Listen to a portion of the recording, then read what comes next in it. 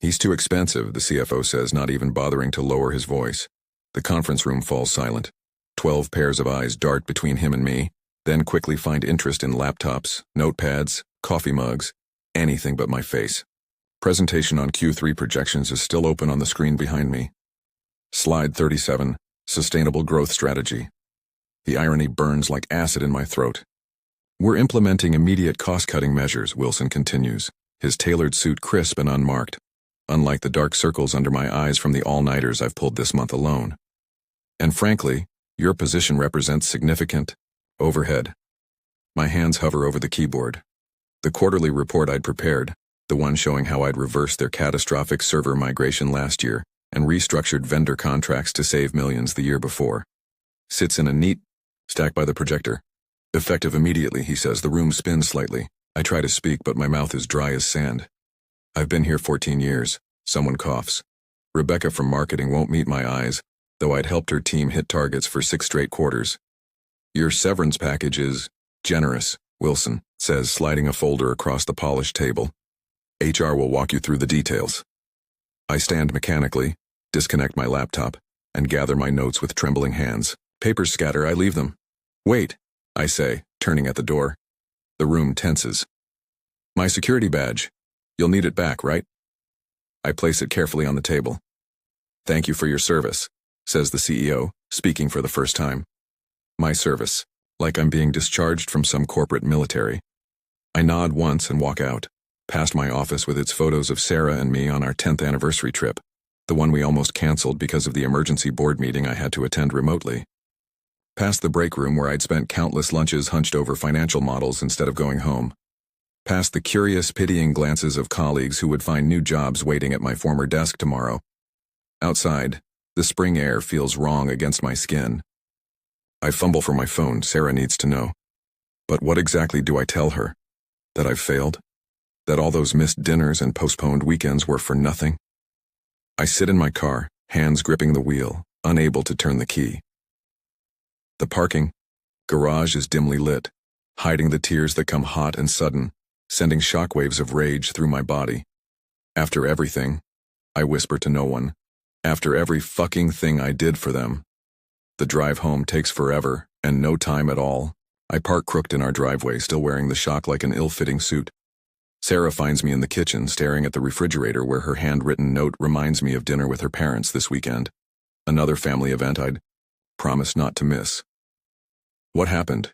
She asks, taking in my blank expression, my briefcase still clutched in white-knuckled hands. They laid me off, I say, the words hanging strangely in our sunny kitchen. Cost-cutting. She sits heavily across from me. But the whole server crisis last year, apparently that's ancient history. I laugh hollowly. Wilson didn't even mention it. Sarah reaches for my hand, her wedding ring catching the light. The same ring I'd promised to upgrade on our 15th anniversary, now just 6 months away. Another promise hanging in limbo.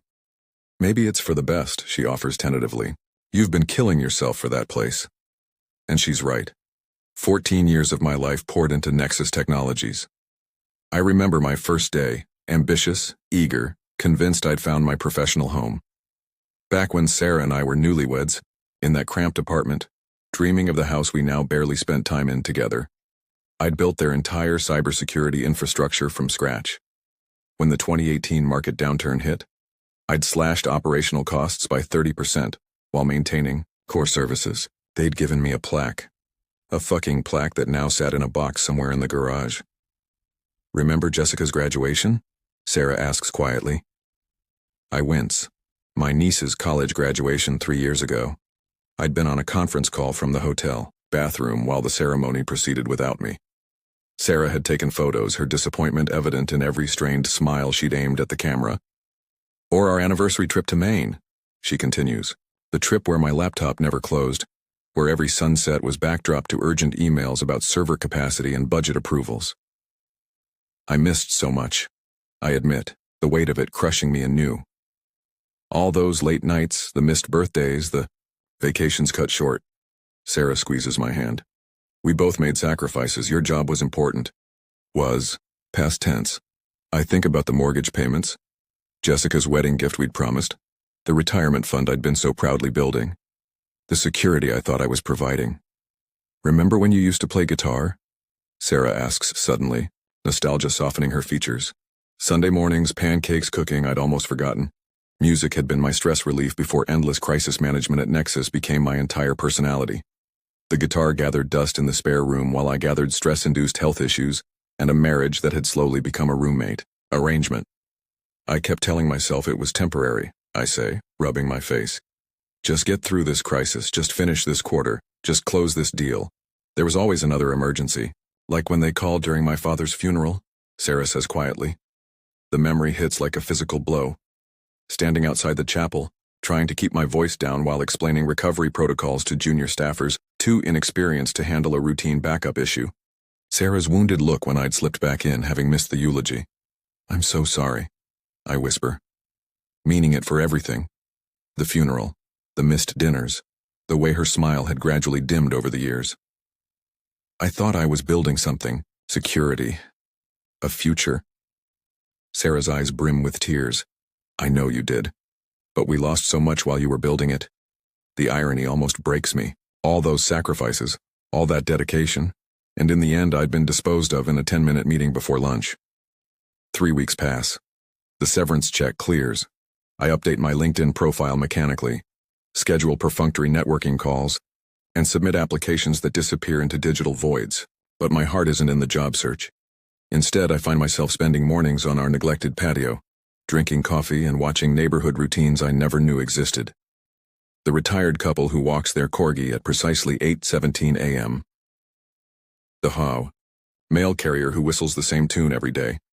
The rhythms of a world that continued turning while I hunched over spreadsheets in fluorescent lit conference rooms.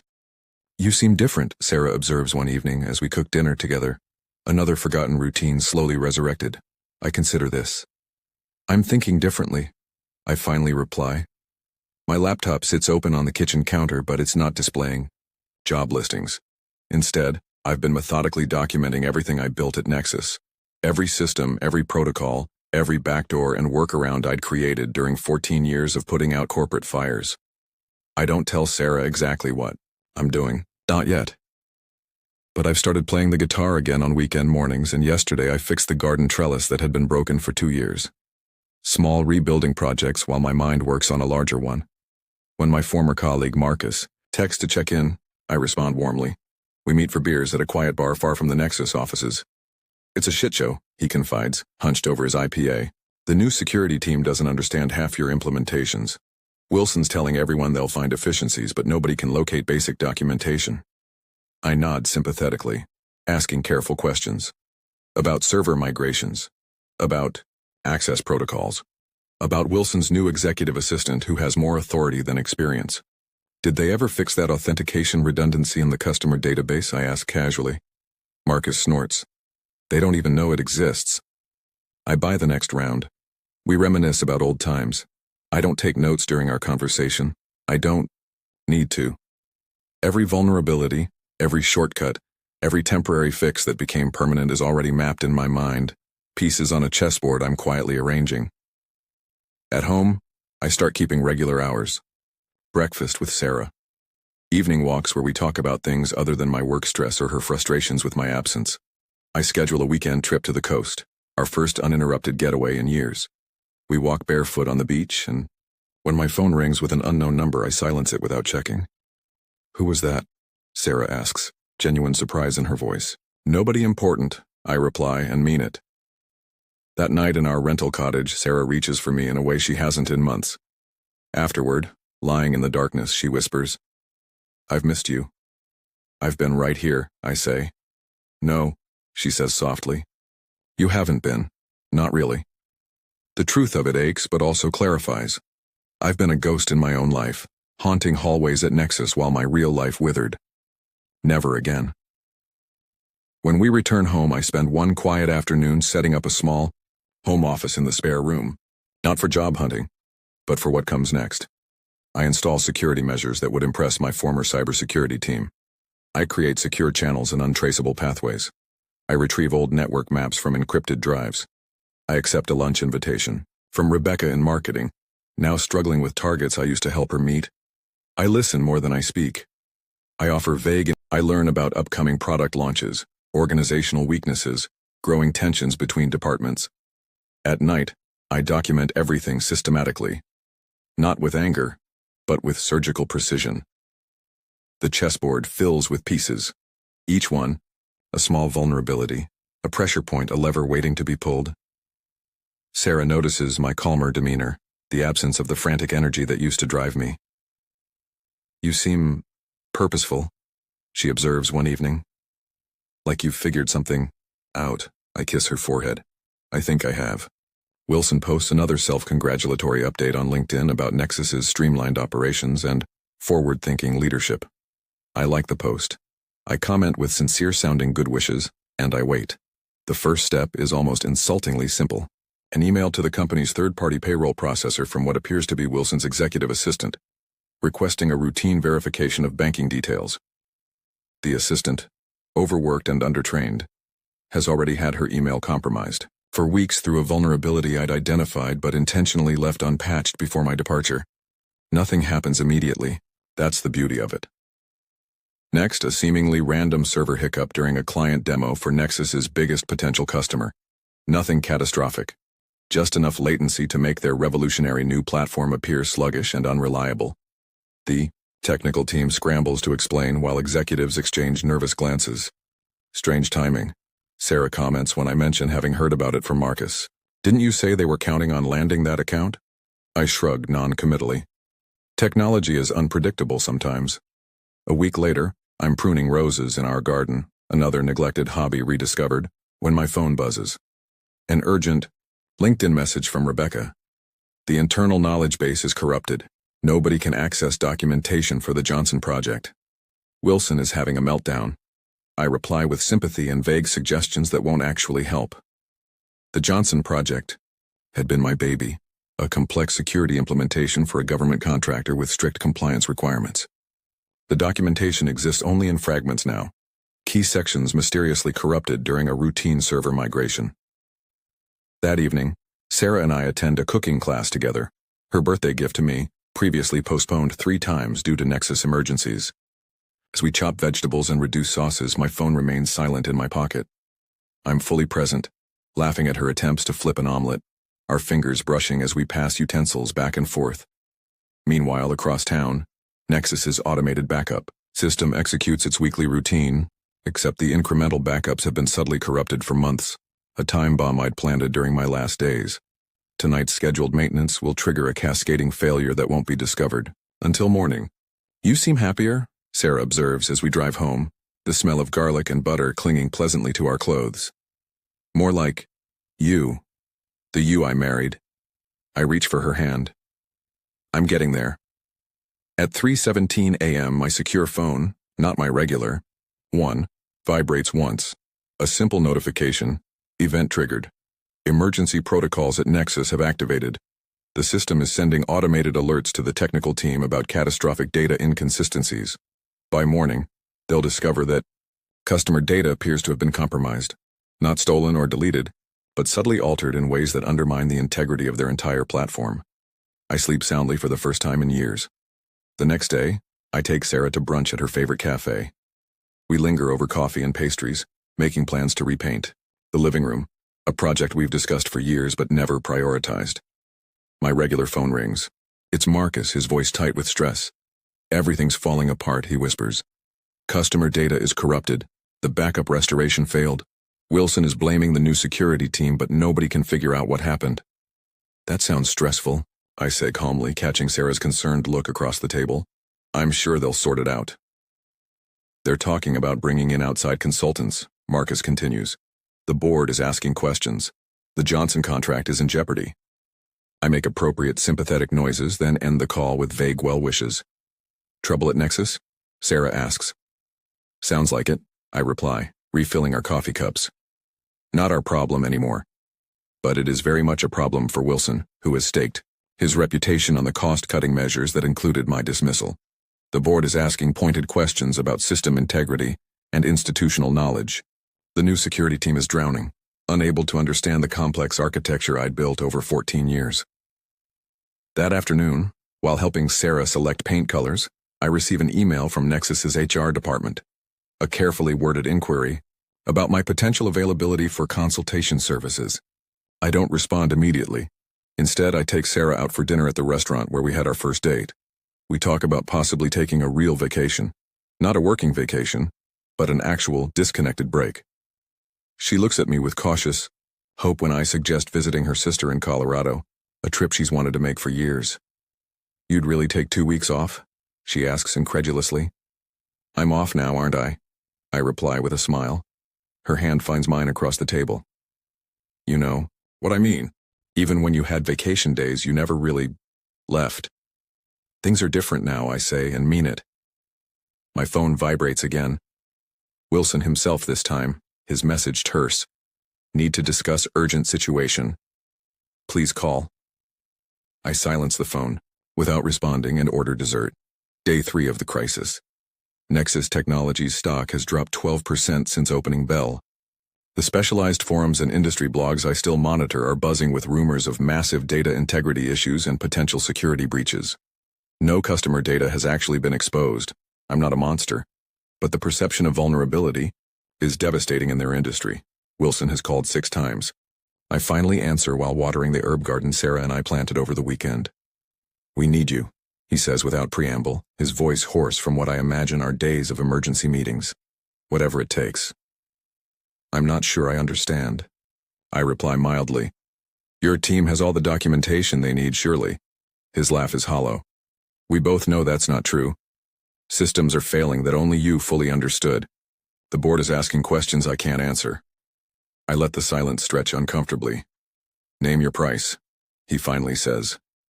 I hang up. An hour later, the CEO calls personally. His tone is different. Less demanding. More pleading. The Johnson contract is threatening to pull out completely. That's 30% of our projected revenue for next quarter. That sounds challenging, I observe. We made a mistake, he admits. The decision to streamline it was short-sighted. I remain silent. We need you back. Consulting basis, whatever terms you want. I tell him I'll think about it and end the call. Inside, I check my secure channels. Marcus reports that Wilson and the CFO had a shouting match in the conference room, audible through the entire executive floor. The board has called an emergency session. 3 major clients have suspended their contracts pending resolution of the technical issues. Sarah finds me sitting quietly at my desk, staring at the guitar I've begun playing again. They want you back, don't they? She says, not really a question. I nod. Are you going to help them? I turn to face her fully. What do you think I should do? She considers this carefully, leaning against the doorframe. Part of me wants you to let them burn, she admits. After how they treated you, after all the years they took from us. I wait. But that's not who you are, she continues softly. You build things. You fix things. It's what I've always loved about you, even when it drove me crazy. I stand and cross the room to her. What if I told you I'm the reason they're burning? She studies my face. I'd say that doesn't sound like the man I married. Her words hit, harder than she knows. That evening, news breaks that Wilson has stepped down to pursue other opportunities, the CFO as well. The board has appointed an interim leadership team pending a full investigation of the technical and operational challenges facing the company. My secure phone lights up with a message from a board member I've known for years. Whatever happened with Wilson was wrong. We need to talk. Market analysts are predicting a possible bankruptcy if Nexus can't restore client confidence quickly. The company I saved twice is now teetering on the edge of collapse. Sarah finds me on the patio, watching the sunset. Did you have something to do with what's happening at Nexus? She asks directly. Yes, I admit. There's no point lying to her. Will people lose their jobs? People like Marcus and Rebecca? The question pierces through my satisfaction. They might, I acknowledge. I wanted Wilson and his team to face consequences. I didn't think through the collateral damage. She sits beside me. So what happens now? I look at my phone, where multiple messages from board members and executives await response. I don't know, but I do know. I've known since the first server hiccup what the endgame would be. I just didn't want to admit it to myself. The Nexus reception area looks the same, yet entirely different. The logo still glows on the wall, But Richard Carrington, board chairman, meets me at the conference room door. "Thank you for coming," he says, extending his hand. Inside, 4 board members and the interim CEO wait silently. No slides about cost-cutting today. No talk about excessive overhead. "We understand the situation," Carrington begins carefully. "Our technical team has provided a full assessment. The system's failures were not coincidental." I say nothing. They've also made it clear that full recovery without your expertise would take months, if it's possible at all. The Johnson contract would be long gone by then, as would several others. The interim CEO slides a folder across the table, like the severance package but much thicker. "Our proposal," Carrington explains. "CTO position, full autonomy over technical operations, compensation package reflecting your unique value to the company." I open the folder, scan the numbers.